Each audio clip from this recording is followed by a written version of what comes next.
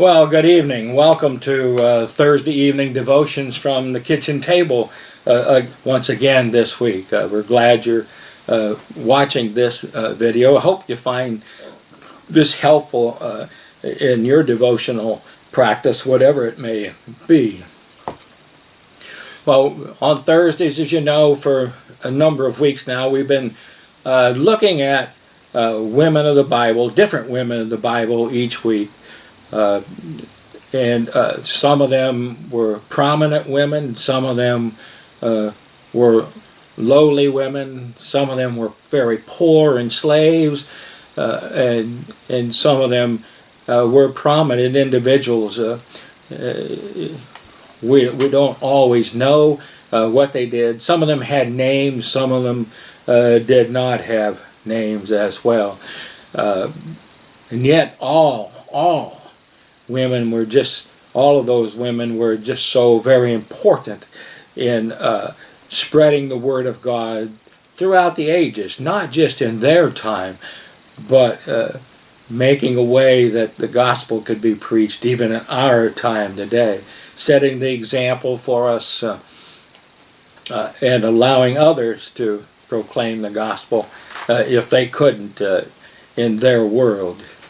Well, this evening we're talking, just taking a brief look and talking about a woman by the name of Lydia. Now, Lydia is not a Greek name like so many of those names were. It's thought that it was a Phoenician name, or Phoenicia is where modern-day Lebanon is at, just to the north of Israel. And the name Lydia means bending. Her story can be found in Luke's book of Acts, chapter 16, verses 11 through 15. Lydia was from Thyatira, which is in modern-day Turkey. Now, I don't know how well you're going to be able to see that, but I'll try to hold it up close just to give you an idea of where it might be. This right here is where Thyatira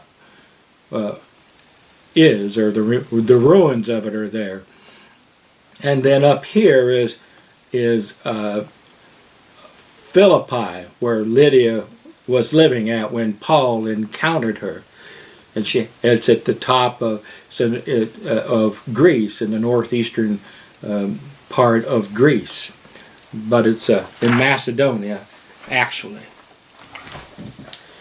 So, incidentally, Thyatira, being in Turkey, it's on the extreme western edge of Turkey. It's also where the 7 churches that are mentioned in the book of Revelation are found. They were in a circle. They go right around in a circle. I probably should have showed that to you. Lydia living in Thyatira now. She's a businesswoman. She's doing really quite well. According to the scriptures, it appears that she has a rather big household as she's living there. And she's a merchant, a dealer in purple clothing. Now, the distance, as the crow flies, the distance between Thyatira and Philippi is about 200 miles, or at least according to the map. So if you want to fly that way, spread your wings and fly. It's not that great a distance. Certainly 200 miles in Lydia's day was a very long journey. It probably was quicker to sail than it was to walk on foot across country. Lydia, as I think I mentioned a moment ago, was a dealer in purple cloth. The cloth was from Thyatira. They would make the cloth and ship it down to Thyatira, where they had the perfect dye for the cloth. And the cloth, this dye that they had down there in the special waters, gave that cloth a sheen that was unlike any other purple clothing. And she was a successful businesswoman. I think I mentioned she had a large house and a household. Now, we don't know anything about her family. We're not told about that. We don't know if she had a husband or not, or whether she was a widow. We simply aren't told about that either. But she must have made a lot of money selling that purple clothing, because only royalty and the rich and famous could afford to buy it. It was so expensive to make and produce. The one place that the purple dye came from was that they would go out along the seashore, and they would collect thousands upon thousands of tiny little snails, special snails, and bring them back, and then they would boil them for a couple days. And when they were done boiling, boy, they said that really, it stunk, really had a stench to it. But they said after they were done boiling it, then the liquid that remained behind was this purple that they would use as purple dye. And so, as you might imagine, it just was very expensive to gather and to go through the process of turning the snails into a liquid purple. Now, Lydia was something else. Lydia also worshiped Jehovah, the God of Israel. Now, before Paul and Silas encountered Lydia, they just arrived and landed at Philippi after sailing from Turkey, Antioch, and some other churches in that area. They were setting sail. They wanted to go up into Asia Minor, and an angel directed them away from going to Asia Minor and had them go to Macedonia as well. And so they went to Macedonia and are landing here at Philippi. After arriving in Philippi, they on a Sabbath day, they decided that they wanted to go find a place of prayer. There wasn't any synagogue in Philippi, so they went outside the city gates, we're told, expecting to find a place of prayer.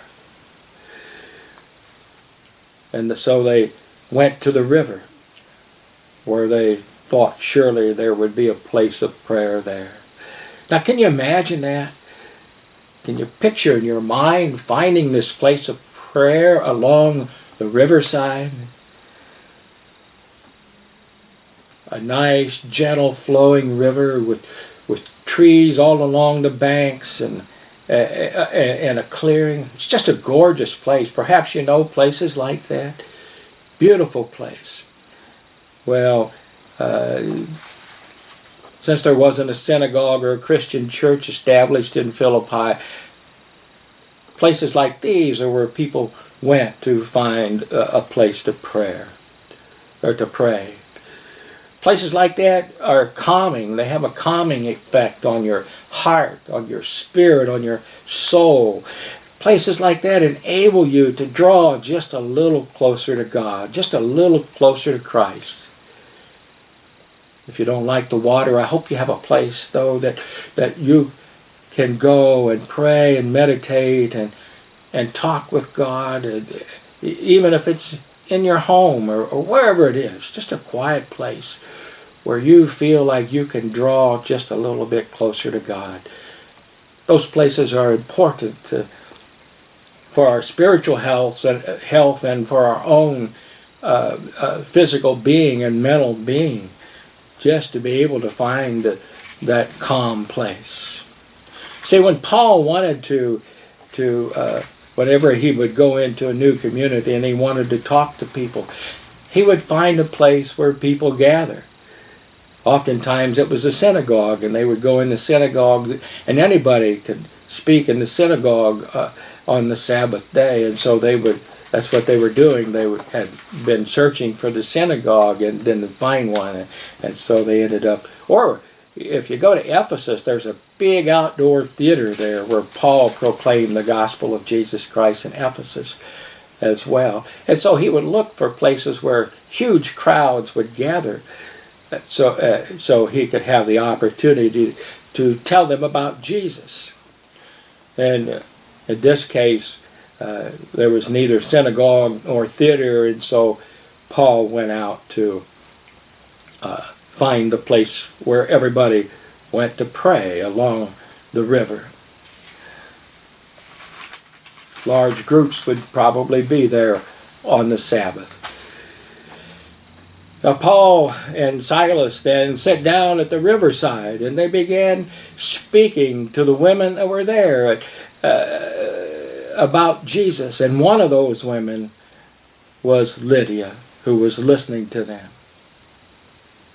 Now let me just show you, if I can. And I'll try to, I hope it comes through. This is a place at Philippi where they say Lydia was baptized. And you can see the stone steps up here. Those weren't there when Paul and Lydia was there, and neither was this. But you can see the little stream that's there. That's only part of it that's cut back into the shore. Here's when you get on either side of those cement steps, there's what that little stream or that river looked like. You see how beautiful and quiet it is? Nice, calm river with trees on either side of the banks and big rock out in the center. Be a great place just to pray and to meditate and to get in touch with God, wouldn't it? Well, Paul writes in Romans, the 10th chapter, verse 17, that faith comes by hearing, and hearing by the word of God. And upon hearing Paul's words, the Lord opened Lydia's heart to respond to Paul's message so that she understood what he was saying, and then she responded to his message. And then Lydia, as a response to Paul's message, Lydia and her entire household were baptized into the name. And then she invited them to come to her home. And she said to them, if you consider me a believer in the Lord, come and stay at my house. Come and stay at my house. And as a result of Lydia's newfound faith, she became the first Christian convert in Europe. And her household came to faith in Jesus.